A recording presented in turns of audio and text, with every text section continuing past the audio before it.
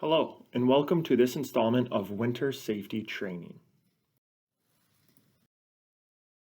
On today's agenda, we'll be covering safe defensive driving and winter slips, trips, and falls. Section 1, Safe Driving. Preventable accidents. The goal is to eliminate distractions, never drive under the influence, obey all traffic laws, keep your vehicle in good mechanical condition, and be courteous to others. Defensive driving. You'll need to adjust your driving to accommodate traffic conditions, pedestrians, road conditions, weather conditions, the time of day, your frame of mind, the weight of your vehicle and contents, and a most important point is to drive as if everyone around you was your good friends or relatives. Following distance. This is one of the most frequent and costly accident types. Proper following distance prevents rear-end crashes. Safe following distance depends on the length and weight of your vehicle, road conditions, weather, and time of day. Distracted driving. This is anything that takes your eyes off the road, your hands off the steering wheel, or interrupts your concentration while driving. This continues to be the #1 killer of American teens. More than 80% of drivers admit to hazardous behaviors. Drivers on cell phones are compared to a person with a 0.08 blood alcohol concentration. Examples of distracted driving are eating, phone use, of texting, calling, or using the GPS, getting ready for work or personal business, getting ready for work or personal business continued, having kids, children, or pets inside the vehicle may be a distraction, and adjusting the radio. But the #1 reason is being generally distracted or daydreaming. When you make the same commute every single day, you leave from your home, 20 minutes pass, and you can't recall any of the last 20 minutes. That would be being generally distracted or daydreaming. Here are some tips to avoid distracted driving. Use your cell phone for emergency situations only. Limit the amount of passengers and activity in the vehicle. Avoid eating while driving. Multitask outside of the car, and get everything settled before you start driving. Cell phone law. The state's new hands-free driving law means drivers cannot hold a cell phone to talk, navigate, or use applications.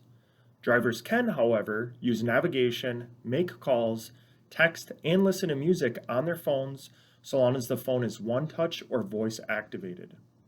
And qualified work zone flaggers could turn over license plate numbers and incident descriptions to police officers if drivers disobey flaggers' orders, speed, or otherwise drive unsafely through work zones. The slowpoke law. The law says that drivers blocking faster traffic to the point of causing traffic hazard on freeways and state highways with more than one lane in each direction must move to the right lane when practical, or risk being pulled over and ticketed. The Department of Public Safety Commissioner John Harrington says, if you're passing, pass in the left lane. If you're done passing, get out of the left lane and get back to the right lane as quickly as possible or as quickly as you can do it safely. Drowsy driving. Drowsy driving impairs reaction time, judgment, and vision. It leads to decreased performance, vigilance, and motivation. Drowsy driving is just as dangerous as drunk driving. Here are some tips to avoid drowsy driving. Get a good night's sleep. Take a 15-minute nap. Schedule regular stops. Drive with a friend. Avoid alcohol and medications. Drink caffeine. and also be alert for other drowsy drivers on the road.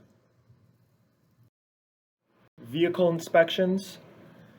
Make sure to perform pre-trip inspections. Notify the appropriate person of any vehicle defects. Drive with your headlights on. Make sure your load is secured and adjust your mirrors. Mirrors should be clean. They should be center at eye level. You need to adjust the mirrors so that you can barely see the vehicle. Scan your mirrors every 3 to 5 seconds and be aware of your blind spots. Backing up. If you can, park so that you can drive out in the forward position. Use a spotter. Goal means get out and look. Back up slowly. Be aware of your blind spots and continue to scan mirrors when you're backing the vehicle up. Road conditions.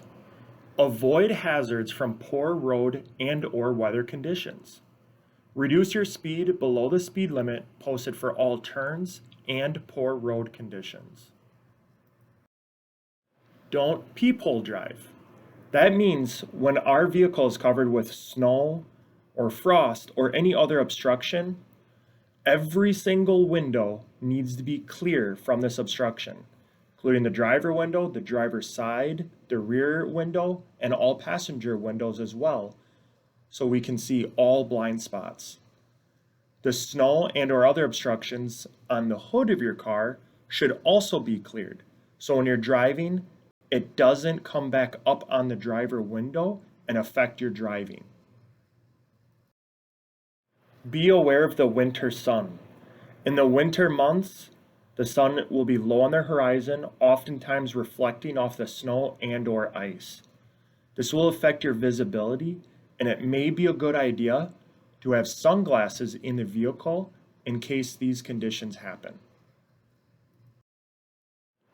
Here are some best practices for driving in the slush. Follow the leader, but keep your distance. You'll often see one lane that is well traveled. Do your best to keep your tires in that trail. Changing lanes in slushy conditions is dangerous. Do not use your cruise control. It is also a good idea to lift your foot off the gas pedal when you're about to cross a bridge or approach an underpass. When you're driving, if the tires begin to lose traction, resist the temptation to stomp on the brakes. This will cause your vehicle to skid and you may lose control. Aggressive driving. This is speeding or driving too fast for conditions. This is tailgating. This is frequent lane changes and also disregarding traffic signals. This reduces the amount of time necessary to avoid a crash. What if you encounter an aggressive driver? Remain calm, keep your distance, do not pass unless you have to. Change lanes once it is safe. If you cannot change lanes and an aggressive driver is behind you, stay where you are, maintain the proper speed, and do not respond with hostile gestures. If the situation is serious, you may call 911. These are some conditions you should be aware of when you're approaching an intersection. Identify what the traffic pattern is, if they're pedestrians, if there's any traffic control from construction, the road condition, and the type of intersection you're about to approach, such as roundabouts. Accident reporting. Do not admit fault. If you are injured, call for medical assistance, 911. Obtain information from driver, passengers, and any witnesses. This can be names, addresses, phone numbers, and insurance information. If it is safe to do so, take pictures. Discuss the accident with the police only. Obtain a police report, if possible, or the police report number, and complete an accident report.